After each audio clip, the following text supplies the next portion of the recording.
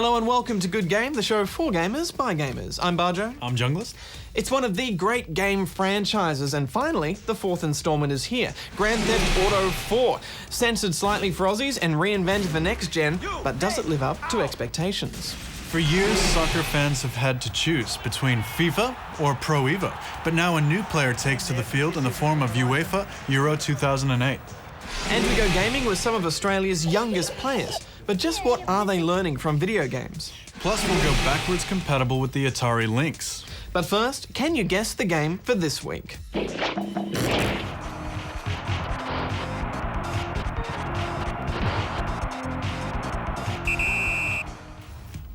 Alright, I'll help you out, Junglist. Here's a little clue. It's a soccer game. Yeah, thanks. You're welcome. Off you go, read the news.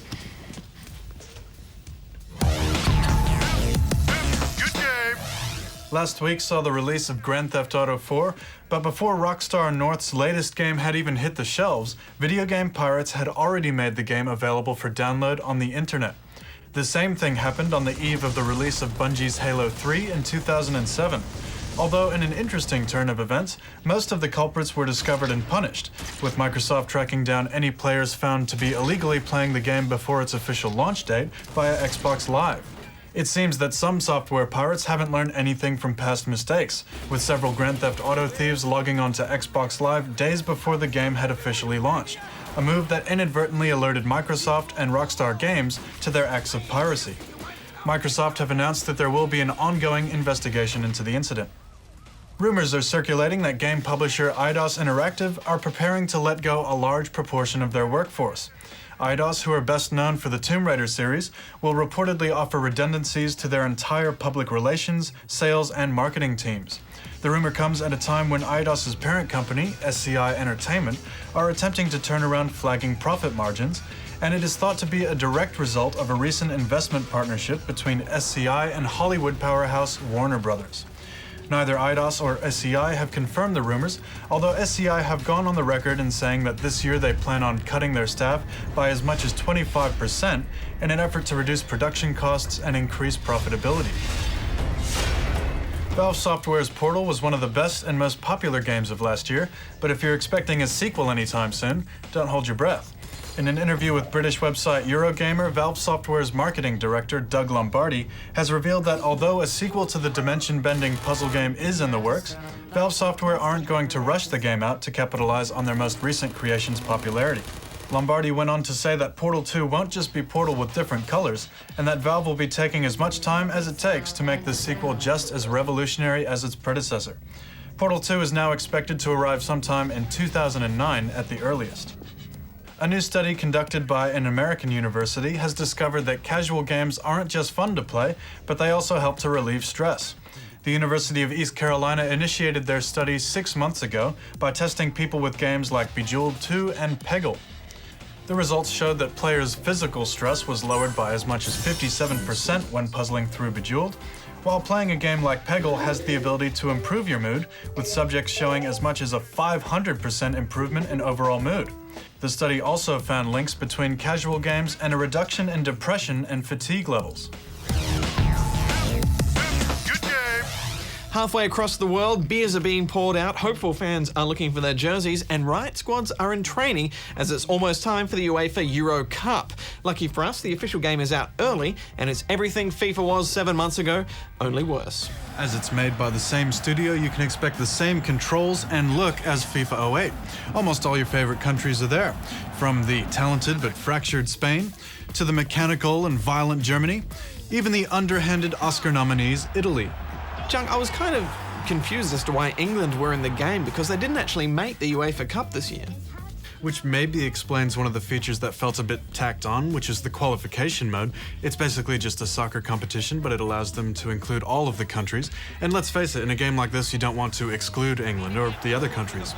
When the back of the box lists interactive goal celebrations as a main feature, it's a bit of a warning sign.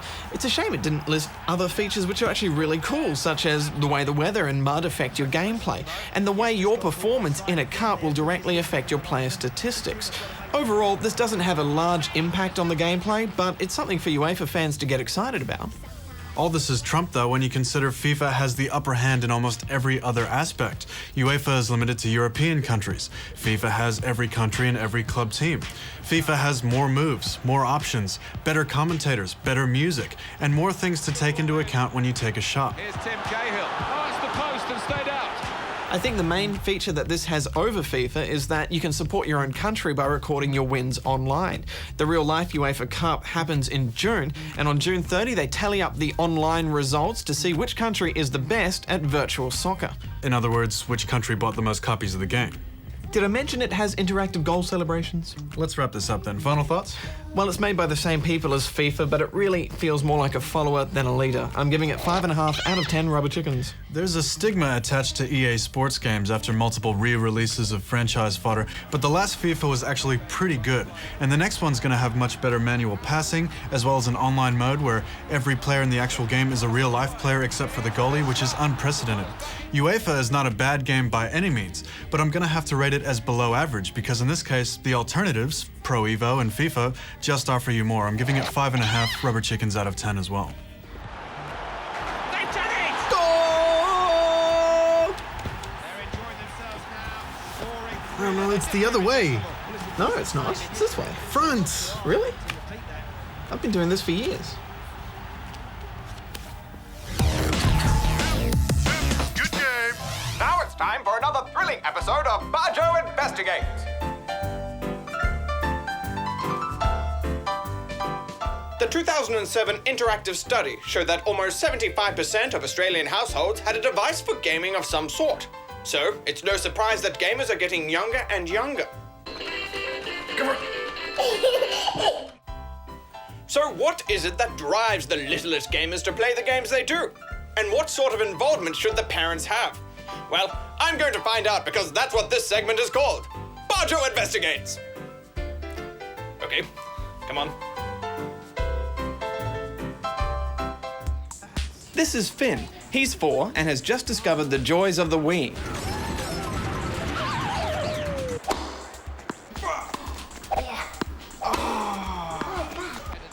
And this is Riley, and it seems as though he's been gaming for many years, even though he's only 11. Although they're not the same age, it seems gamers at this end of the spectrum have something in common with gamers of all ages. They want to have fun. What do you like about this game? Because this game I always win. Oh, really? Okay, well, we'll see. Ah.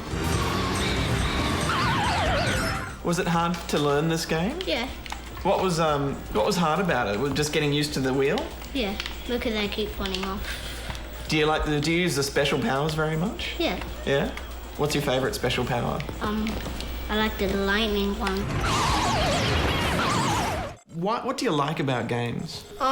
They're fun, entertaining, and it's good to play with your friends. Go, son! Go! That's fine defending. Oh, now he's been given offside. What are your favourite games? Simpsons and a car one Yeah. and a tennis one. There's no monkey in it though. Yeah, there is. Oh really? Yeah. There's a monkey in the tennis game? Yeah. This is news to me.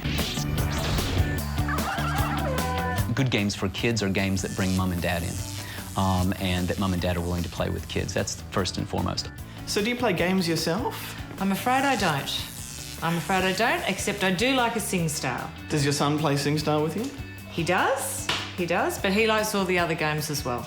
38% of all gamers are parents, and of those, only just over half play regularly with their kids. X is kick, Yep. circle is goal kick. Yep. And you think, oh, no, there's a missed opportunity for sort of, coming to some sort of common understanding with your kids, whether they're 4 or 14. No, I'm the yellow marker, you're the black marker. Get it right, Mum. I'm trying, Riles, I'm trying. I got this new game. Do you like that? Journalist Andrew Parsons set up GameParents.com, an online resource to help parents, teachers and the industry understand the gaming habits of kids.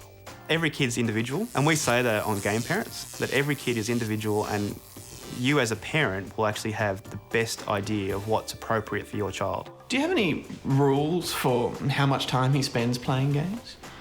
We don't have a definite rule, but if he's been on there for too long, I tell him to get off. Is there kicking and screaming?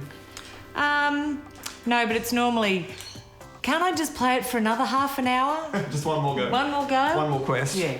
Video gaming can be addictive to some kids, so you need to be really careful of making sure that those kids in particular are catered for as a parent, and it's part of your responsibility. So particularly during the week, you want to be looking at trying to restrict the amount of gameplay. Is it hard to get them to stop playing at any time? Absolutely, especially when it's a brand new game and they think the game's fantastic and they're right into it. They don't listen. Normal kids. What benefits do you think Riley gets from playing games? Well, I think he chills out. I mean, he plays quite a lot of sport, he's outside quite a lot, so this is his sort of downtime, and I think that's good. I think everything in moderation is good for him. Would you rather see him outside kicking a ball around? Probably. However, there are times when you can't do that. So if it's raining or, you know, if it's freezing cold, he's not well, then that's a good thing for him to be doing. In our study, parents were saying things like, look, games are really good for teaching our kids things like science, maths, how to solve problems and strategize. And just looking 10 years into the future, when a lot of younger children now are getting into university, they'll be using systems for learning that have a graphical user interface that is straight out of the visual literacy of games. As long as parents are aware of what their children are playing, they know whether the games are age appropriate, whether they're actually fitting in with their particular guidance patterns for their children, there is no downside to gaming. So as well as being fun, it seems younger gamers can actually learn by playing, and that families can have some good quality time when playing together. And with it being in the best interest of the games industry to get as many of us playing as possible, I conclude you may never be too young to own some noobs. You're a noob, Bajo. How old were you when you started gaming, Badge? I was about 10 months, I think, John. No way. Yes, ways. Screenshot or it didn't happen. Well, I wasn't even born yet when I started. Oh, really? Yeah, really. No ways. Ultrasound or it didn't happen. Last week, Phase 2 of the Good Game project opened up, and we asked you for your suggestions on what the name of the company should be in Office Wars and what they do as a business. And we've already had some really great ideas. Templar suggest Rubber Chicken Productions, who sabotage other video games by inserting wrong code.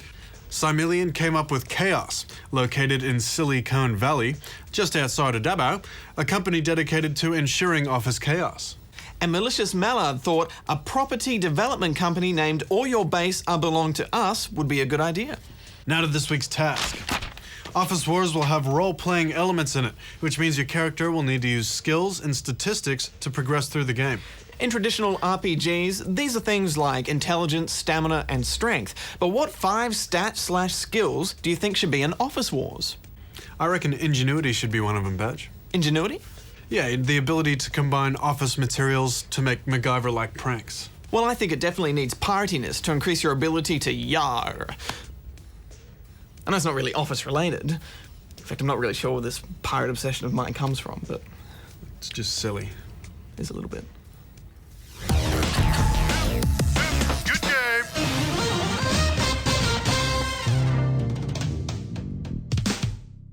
Puzzle games are mind-boggling. You must flex your brain muscle in order to figure out challenging puzzles, riddles, and mysteries. Tonight, we talk with Detris Riddleston. He's a master of all things puzzling. Yes, I'm simply diabolical. So, Tetris, why do you play puzzle games? Because they're a game for those of us who think outside the box. Oh, so, are these puzzles generally quite difficult? They can be truly dastardly. Almost got it. What? Why didn't it connect 4? I thought this was Tetris. Diabolical! Sounds like it can really get intense. Why, yes. These kinds of games can really push you to your mental limits. I sunk your battleship! Tetris, you do realize you're playing Minesweeper. Diabolical. Wow, you seem like quite the puzzled guy. Puzzled, eh? We'll see who's puzzled! Yeah! Diabolical!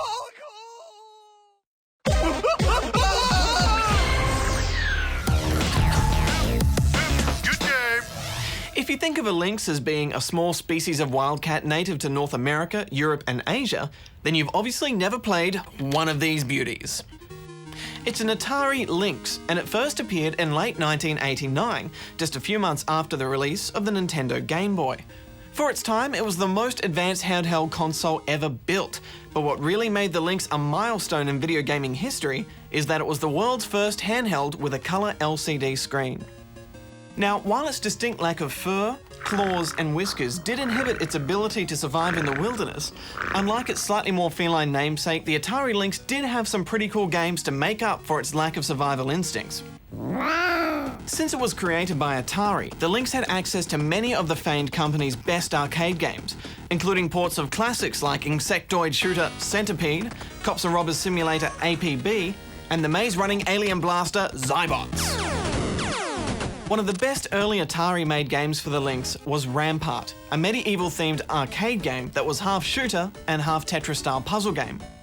At the start of each game, you'd pick a site to build your castle, then attempt to sink a hostile armada hell-bent on destroying your ramparts with cannonballs. If you succeeded, you had a limited amount of time to rebuild the castle and its defences using Tetris-like shapes. Another arcade classic that made the transition to the Lynx's small screen was Atari's 4-player dungeon crawler, Gauntlet. It featured all the top-down ghoul-fighting action you could handle, although this time it included a variety of very out-of-place warriors, including a pirate, a robot, and a nerd. Best of all, by linking together a couple of consoles with a link cable, you could actually play Gauntlet the way it was meant to be played, with 4 players, a very advanced feature for such an early handheld console. The Lynx also featured many third-party games, including those owned by fellow arcade game producer Midway. Games like the Godzilla-inspired Monster Mash Rampage, the flying ostrich 'em up Joust, and the alien eradication simulator Xenophobe all had very authentic ports to the Lynx, which made it the portable console of choice for arcade game fanatics. Of course, there were also drawbacks to having such advanced technology in a handheld, and in the case of the Lynx, the drawback was battery life. This bad boy could decimate 6AA batteries in less than 4 hours. Not only did this not give you much time to play, but it also got quite expensive. Don't forget that this was way back in 1989 and rechargeable batteries weren't as common or as inexpensive as they are today. As a stopgap for their power problem, Atari released a variety of ridiculous gadgets to help you play longer, including this power pack that held an additional 6 C-cell batteries and allowed for a few hours more game time. Its voracious appetite for batteries wasn't the Lynx's only flaw though. As you can see for yourself, it's massive, and unless you had gigantism of the hands, it was a good bet that the Lynx would be more than a handful for you. It was also the most expensive handheld available at the time, another factor that contributed to its less than stellar market performance. By 1994, Atari had pretty much lost interest in the machine and abandoned it in favour of pursuing the home console market. Now, that should have been the end of the Atari Lynx story, but as it happens, during its short life, the console had attracted a small but dedicated fan base, and they weren't about to let it go that easily. From the late 90s onwards, a number of independent developers sprung up to support the obsolete console by developing, releasing, and distributing new Lynx games all by themselves. Games like the vocabulary puzzler Lexus, subterranean puzzler Crystal Mines 2, and a hectic interstellar shooter named Remnant all came out of a game studio called Songbird Productions, one of the most prolific names in the indie Lynx scene. So if you have a taste for classic retro gaming on the move, the Atari Lynx could be just the ticket for you. Just make sure you've got the hands of a giant and an unlimited supply of batteries before you leave the house. Good game. For years now, we've been teased with trailers, screenshots, leaked information, and hands-off previews of GTA 4. But now it's finally time to take the gloves off and steal some cars. Back in Russia, Nico crossed the wrong people, made some bad life choices, and did some bad things. Now he's come to the high-paced, high-crime world of Liberty City. He continues to cross the wrong people, do some bad things, and make some bad life choices. But this time he's got a hot date and a sports car. The first thing that you notice in GTA 4 is how small you really are in this giant city. Previously, Rockstar was limited by hardware, so they had to use tricks to make the world seem bigger. Now that we're on to next gen, you instantly notice how everything is more detailed, exciting, busy, but more importantly, alive. Grand Theft Auto has always been a game of many parts, and in previous Grand Theft Autos, they've always been an average racer, an average shooter, and an average RPG, but together on the whole, it's formed a much greater game. In Grand Theft Auto 4, everything is kicked up a notch to make a masterpiece of complex, cross-genre awesomeness. And that's a big call, Badger, but you're right. Everything is better. Let's start with Liberty City itself. There's so much more to explore, and every single location, wall, and hot dog stand has that little bit extra detail. From magazines with funny pun titles to the squeaky noise from the binoculars at lookout points. You can see it in the decor and the wood grain of the cutscenes, and you can see the steam coming out of the vents. It's also the best rain we've ever seen, being heavier in some places and lighter in others. And if you angle the camera upwards, you get more rain on your screen. It looks great in standard def as well. And if you really want to be impressed, all you need to do is take a boat ride. The freedom here is remarkable. Sometimes you'll just want to go driving and stick to the speed limit for fun, and sometimes you'll want to steal and crash a helicopter into the Statue of Happiness. It's not just the locations that make all this work, though. You know there's no good and no evil. Just shades of f***ing gray. Relationships are an important part of the game. You can choose to ignore this if you want and just concentrate on the missions, but there are certain benefits to making friends, like car services. Roman is your cousin. Any chance of getting a cab? You need walk no longer. There's a cab coming to you. Badger, tell us about your first date. Well, it had been a while, Jung, but I trawled the internet and found a nice young lady, made some calls. However, it all ended in tragedy as my bowling wasn't very impressive. I crashed the car and scared her a little bit, and then we fell into a puddle in a putt-putt course. Tough break, man. Well, you know, internet access is cheap in Liberty City, so... There are more random conversations and situations going on than ever before. And Rockstar's integration of the Euphoria engine means that bumping into people, shooting them, driving through traffic will generate many more unique responses. However, almost all the dialogue has gratuitous swearing in it, and some of the phrases are just plain offensive. There are consequences if you shoot civilians or go on a hit-and-run spree, and it's good to have this freedom, but prostitution in the game as a game mechanic, one that you can use, is an example to me of what some may consider 18-plus content, and in fact, in most countries overseas, it is rated 18-plus. Real nice. Okay, get in. You mind we go somewhere quiet? The average age of a gamer isn't 15 anymore, it's getting over 30 now, so shouldn't we be able to play adult games? It definitely is an adult game, Badge, but the offensive themes are easy to forgive when the rest of the game is so much fun. If you think the car crumple was good in Burnout, then check out this.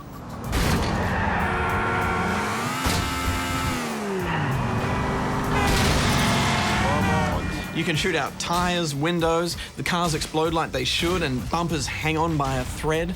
It's not until you get your first sports car that you start driving with a bit of respect. Well, that is until you find the sports car shop in the second island. We could go on about the detail in the game for another 10 minutes, but I think it's time we got to the missions.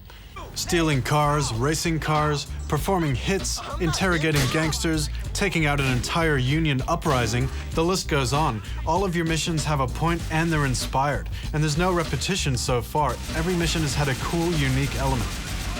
Your mobile is the biggest change to the series, and it controls your life in many ways. You can set up meetings, dates, receive texts, or even call the fire department if you want to steal a fire engine. And you can even download ringtones, and just like in real life, they're a total rip-off.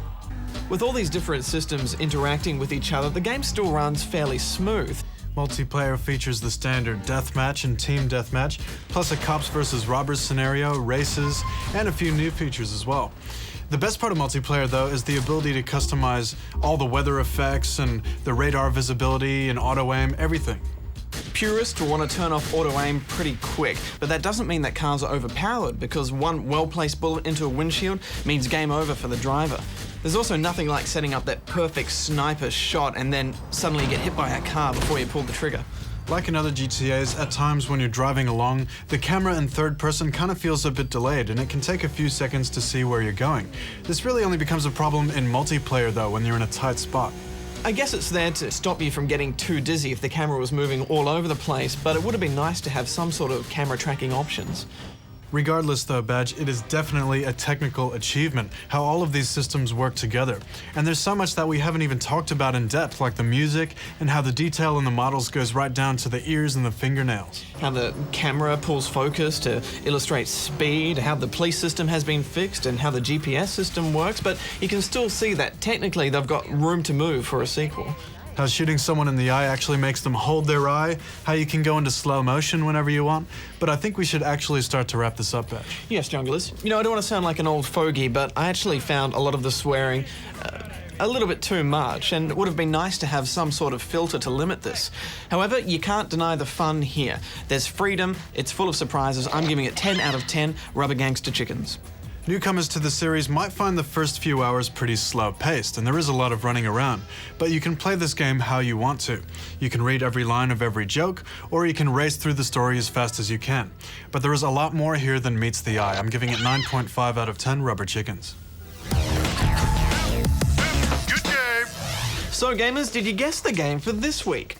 It was Super Soccer, released on the Nintendo Entertainment System in the early 90s. The game was innovative thanks to its unique perspective. You could see the opposition's goal from anywhere in the field. The game also featured an excellent penalty shootout mode, which is still considered one of the best across any system. With just a touch of hubris, in tournament mode the final team to beat was called Nintendo, and if you manage this you won a code to play the game on a harder difficulty. Tissue time, Junglist, we must say goodbye for another week. Next week we'll be taking a look at some of the hardest games ever produced. And we'll be looking at the Power-Up. It's a classic gaming convention, but where did it begin? All that plus Bajo tackles his bulge in Wii Fit, and don't forget to get involved in the Good Game game. Till next week, gamers, Junglist out. Bajo out.